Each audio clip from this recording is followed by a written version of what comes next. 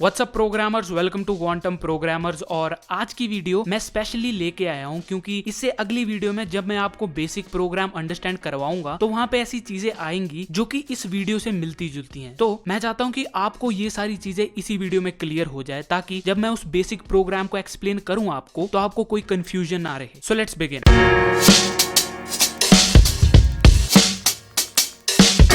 जिसमें सबसे पहली चीज जो C++ की है कि वो एक केस सेंसिटिव लैंग्वेज है। अब क्या होता है case sensitive language? Case sensitive language means वो अपर और लोअर केस के जो लेटर्स होते हैं उसे डिफरेंट ट्रीट करता है। फॉर एग्जांपल, अगर आपने SS लिखा है जिसमें A स्मॉल है और एक में SS लिखा है जिसमें A कैपिटल है तो वो दोनों डिफरेंट होंगे, ना कि सिमिलर। जैसे हमारी HTML जो है, जो कि एक प्रोग्रामिंग लैंग्वेज नहीं है, वो एक टैग बेस्ड लैंग्वेज है, वो केस सेंसिटिव नहीं है। अगर HTML आपने स्मॉल में लिखा है और एक में HTML आपने कैपिटल में लिखा है तो वो उसको सिमिलर ही ट्रीट करता है, लेकिन C++ में ऐसा नहीं होता। Now let's start with character sets of C++। Character sets क्या होते हैं? कैरेक्टर सेट्स वो वैलिड कैरेक्टर्स होते हैं किसी भी प्रोग्रामिंग लैंग्वेज के जिसे वो रिकॉग्नाइज कर सकती है और जिनका कोई मीनिंग होता है। वो डिजिट्स हो सकते हैं, लेटर्स हो सकते हैं, सिंबल हो सकते हैं। जैसे C++ कंसिस्ट करता है letters from A to Z capital में और A to Z स्मॉल में। उसी तरह डिजिट 0 to 9, स्पेशल सिंबल्स हो गए, वाइट स्पेसेस, हॉरिजॉन्टल टैब हो गया, एंटर हो गया, न्यू लाइन हो गया, ये सारे पार्ट हैं C++ के। अपार्ट फ्रॉम दैट जितने भी सिंबल्स हमारे ASCII टेबल में हैं वो सारे वैलिड हैं C++ के अंदर। टोटल 256 कैरेक्टर्स आते हैं ASCII टेबल में। ASCII टेबल बल्कि कुछ नहीं, American standard code for information exchange है। ये सारे वैलिड कैरेक्टर्स जो अमेरिकन स्टैंडर्ड के अकॉर्डिंग है वो सारे इंप्लीमेंट होते हैं हमारे C++ के अंदर। और वाई अमेरिकन स्टैंडर्ड? क्योंकि बाजार ने स्टूरस्टअप ने इसी को ही चूज किया था। Now let's start with one of the most important question, What is a token? Token बल्कि कुछ नहीं, a meaning element for a C++ program is called a token, जिसे हम लेक्सिकल यूनिट भी बोलते हैं। जिस तरह ह्यूमन बॉडी बहुत सारे सेल्स को मिलकर बनती है, atoms the smallest individual particle consider होते हैं, उसी तरह प्रोग्रामिंग के अंदर या फिर C++ में बोल दो, टोकन जो होता है वो स्मॉलेस्ट इंडिविजुअल पार्ट होता है किसी भी प्रोग्राम का जिसका कोई मीनिंग होता है। सो इसके अंदर टोटल 5 टोकन आते हैं इन C++, जिसमें सबसे पहला आता है कीवर्ड्स, सेकंड आता है आइडेंटिफायर्स, थर्ड आता है पंक्चुएटर्स, फोर्थ आता है ऑपरेटर्स और फिफ्थ आता है literals. They all are consider as tokens in C++। अब हम इन पांचों को डिटेल में पढ़ते हैं, जिसमें सबसे पहला आता है कीवर्ड्स। कीवर्ड्स वो वर्ड्स होते हैं जो बाय द कंपाइलर रिजर्व्ड होते हैं। ये कंपाइलर को डिफाइन करते हैं कि हाँ इस चीज का मतलब ये है। मींस जो सारे वर्ड्स एक प्रोग्रामिंग लैंग्वेज यूज करती है उसे हम कीवर्ड्स कहते हैं। और the biggest note for this thing is हम इन्हें एज अ वेरिएबल डिक्लेयर नहीं कर सकते। क्यों? क्योंकि इनका स्पेशल मीनिंग होता है कंपाइलर के लिए। यहाँ पे कुछ कीवर्ड्स दिख रहे हैं आपको, जिसके अंदर जैसे केस हो गया, कॉन्स्ट हो गया, delete, else, do, operator, signed, if, bool, char, break, ये सारे रिजर्व्ड वर्ड्स हैं बाय द कंपाइलर। मींस हम इनको एज अ वेरिएबल डिक्लेयर नहीं कर सकते इन C++। या फिर कह लो we can not declare them as a identifier. Identifier क्या होते हैं वही अब हम नेक्स्ट डिस्कस करेंगे।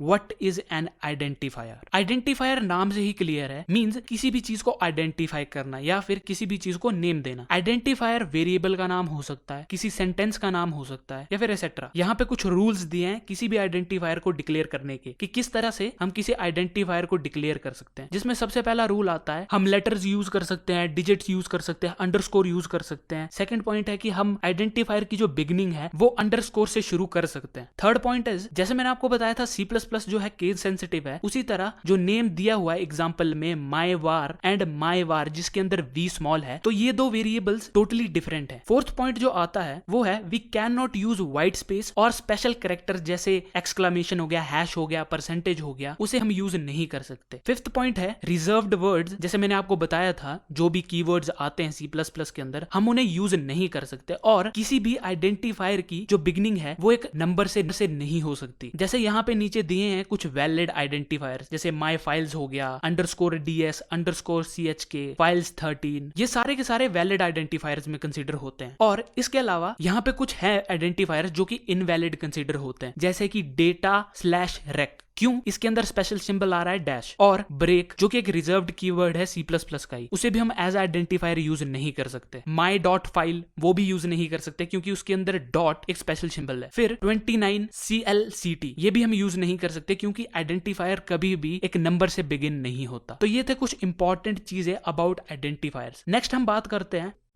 पंक्चुएटर्स के बारे में कि व्हाट आर पंक्चुएटर्स। पंक्चुएटर भी टोकन्स ही होते हैं, बट इनका स्पेशल मीनिंग होता है कंपाइलर के लिए। जैसे ब्रैकेट हो गए, पैरेंथेसिस हो गए, ब्रेसेस हो गए, कॉमा हो गया, सेमीकोलन हो गया, जो कि बहुत इंपॉर्टेंट है। ये एक टर्मिनेटर कंसीडर होता है, इसे बोलते ही टर्मिनेटर है। क्यों? क्योंकि जब भी हम कोई भी C++ का प्रोग्राम लिखेंगे तो हर लाइन के एंड में हम उसे यूज करेंगे, मींस कि ये लाइन यहाँ पे खत्म हो जाती है। उसी तरह इक्वल टू साइन, फिर हैश साइन, ये भी बहुत इंपॉर्टेंट है। इसे हम कहते हैं प्री प्रोसेसर डायरेक्टिव। जब मैंने आपको एक सैंपल प्रोग्राम लिखाया था, जब हम अपना आईडी इंस्टॉल कर रहे थे, तब हमने यूज किया था हैश इंक्लूड ISO स्ट्रीम। तो हैश का काम होता है किसी भी चीज को प्री प्रोसेस करना, पहले लेके आना या फिर पहले इंक्लूड करना। वो पूरा एक्सप्लेन करूंगा नेक्स्ट वीडियो में, हम वही करने वाले हैं। तो ये थे कुछ पंक्चुएटर्स, और भी हैं। जैसे जैसे आप प्रोग्रामिंग करते जाओगे C++ में, आपको और सारी चीजें क्लियर होती जाएंगी।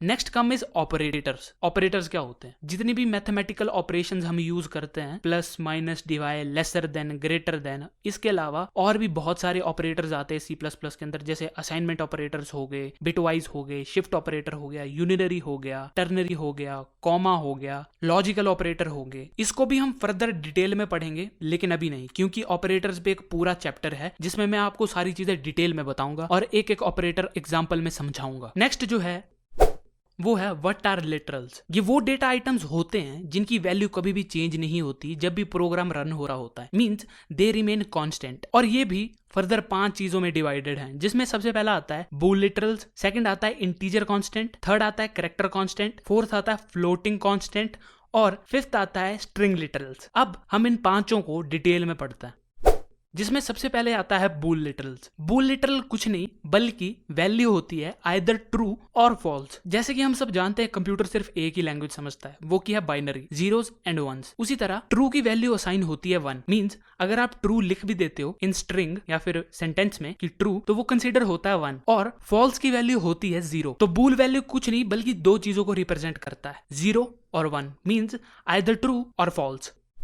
नेक्स्ट आता है इंटीजर कांस्टेंट, मींस जितने भी नंबर आप कंबाइन करके बना सकते हो या फिर जितनी पॉसिबिलिटीज है नंबर्स की, वो सारी चीजें कंसीडर होती हैं इंटीजर्स में, जो कि C++ में फर्दर डिवाइडेड है 3 पार्ट्स में, जिसमें सबसे पहले आते हैं डेसिमल, सेकंड आते हैं ऑक्टल और थर्ड आते हैं हेक्साडेसिमल। डेसिमल का बेस 10 होता है, ऑक्टल का बेस 8 और हेक्साडेसिमल का 16। मैं इन तीनों को इसमें अभी एक्सप्लेन नहीं करूंगा क्योंकि थोड़ी लंबी वीडियो हो जाएगी। आपके लिए मैं फ्यूचर में सिर्फ इन्हीं 3 पे एक सेपरेट वीडियो बना दूंगा ताकि आप आसानी से समझ पाओ। अभी के लिए ये समझ लो जो सबसे इंपॉर्टेंट होता है C++ में, वो हम यूज करते हैं डेसिमल, जैसे कि 1, 2, -5, -37, ये सारे होते हैं डेसिमल्स, और मैक्सिमम टाइम हम यही यूज करते हैं।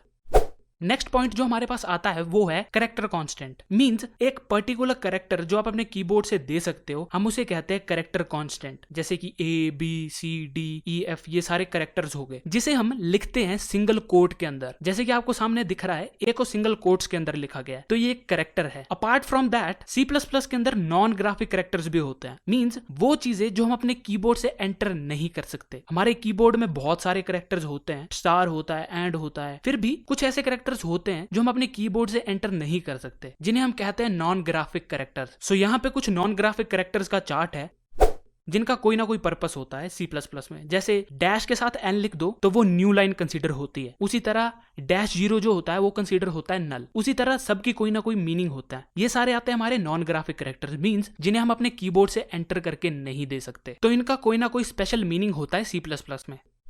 नेक्स्ट जो आते हैं वो है फ्लोटिंग कांस्टेंट्स। ये वो नंबर्स होते हैं जिनका कोई ना कोई फ्रैक्शनल पार्ट होता है, जिन्हें हम फ्रैक्शंस में लिखते हैं। तो फ्लोटिंग पॉइंट कांस्टेंट भी 2 में डिवाइडेड होते हैं, जिसमें सबसे पहला आता है फ्रैक्शनल फॉर्म, जिसमें हम डॉट यूज करते हैं, जैसे 2.0, 17.5, -13.0, -0.0065। ये आ गया हमारा फ्रैक्शनल फॉर्म। इसके अलावा कुछ इनवैलिड फ्रैक्शनल फॉर्म भी हैं, जैसे कि 7 लिखा गया है तो वो नॉन डेसिमल पॉइंट के बिना लिखा गया है। फिर सेकंड में आता है हमारा 7 पॉइंट, तो उसके आगे कोई भी डिजिट नहीं है। उसी तरह +17/2 जो कि इलीगल है, क्योंकि हम इसे ऐसे नहीं लिख सकते C++ में, क्योंकि स्लैश जो है वो एक इलीगल सिंबल है। उसी तरह नेक्स्ट में 2 डेसिमल पॉइंट्स नहीं हो सकते, हमेशा एक ही डेसिमल पॉइंट होता है, और कॉमास भी अलाउड नहीं है उसे नेक्स्ट एग्जांपल में। तो ये सारे इनवैलिड फॉर्म्स होते हैं फ्रैक्शनल फॉर्म के, मींस फ्लोटिंग पॉइंट कांस्टेंट का जो फ्रैक्शनल फॉर्म हम लिखते हैं ये उसके इनवैलिड फॉर्म्स हैं।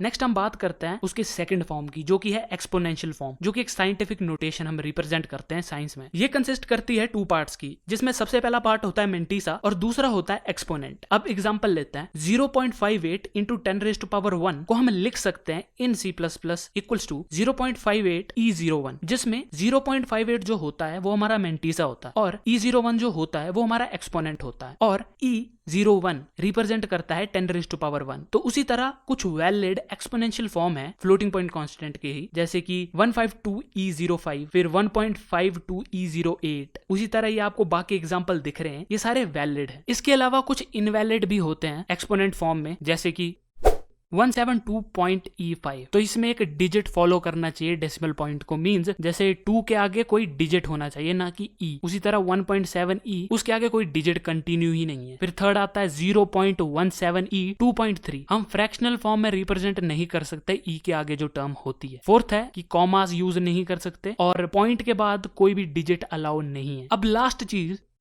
जो आपके पास आती है वो है स्ट्रिंग लिटरल। स्ट्रिंग लिटरल कुछ नहीं बल्कि सीक्वेंस ऑफ कैरेक्टर्स होता है, जिसे हम लिखते हैं डबल क्वोट्स में। जैसे कि यहाँ पे इंडिया लिखा गया है तो वो डबल क्वोट्स के अंदर लिखा गया है। और अपार्ट फ्रॉम दैट आपके साथ एक बहुत अमेजिंग चीज शेयर करूं, इसका जो साइज है वो रिप्रेजेंट होता है 6 बाइट्स का। हाउएवर इसके अंदर जो हमने यूज किया है INDI है, टोटल 5 ही है, लेकिन वो 6 इसलिए रिप्रेजेंट होता है क्योंकि हर स्ट्रिंग के बाद एक -0 मींस /0 अपने आप लग जाता है, जो रिप्रेजेंट करता है कि हाँ इस स्ट्रिंग का जो एंड है यहाँ पे हो गया है, जो कि रिप्रेजेंट करता है नल कैरेक्टर को। जैसे कि मैंने आपको नॉन ग्राफिकल कैरेक्टर्स में शो किया था कि -0 की वैल्यू होती है नल, तो ये अपने आप C++ में स्ट्रिंग के एंड में लग जाता है। तो आई होप आपको ये सारी चीजें समझ आ गई होंगी। अगर आपको कोई भी प्रॉब्लम आ रही है तो आप मेरे को कमेंट बॉक्स में बताओ, मैं जरूर सॉल्व करूंगा। इंस्टाग्राम पे जाके जरूर फॉलो करना, क्योंकि कोई ना कोई पोस्ट डालते हैं हम रोज प्रोग्रामिंग से रिलेटेड। सब्सक्राइब करो चैनल को, और इससे नेक्स्ट वीडियो में मैं आपको C++ का बेसिक प्रोग्राम अंडरस्टैंड करवाऊंगा। इसके अलावा अगर आप बुक्स पढ़ने में इंटरेस्टेड हो तो आप मेरा सेकंड चैनल जरूर सब्सक्राइब करना, जिसमें मैं कोई ना कोई ऑडियो बुक समरी डालता हूं। तब तक के लिए थैंक्स फॉर वॉचिंग।